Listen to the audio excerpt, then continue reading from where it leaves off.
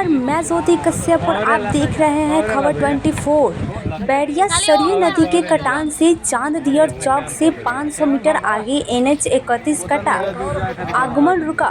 4 बस्तियों में घुसा बाढ़ का पानी, जिससे ग्रामीण इलाकों में मचा अफरा तफरी का माहौल।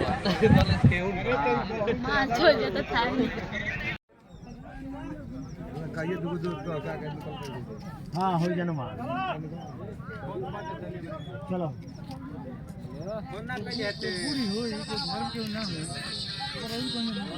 हाँ तो ठीक है भाई चलो हाँ तो क्या करो सब हम ले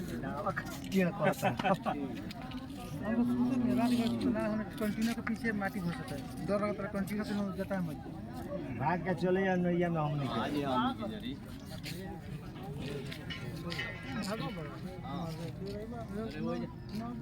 नहीं जाना है छपरा चल चलो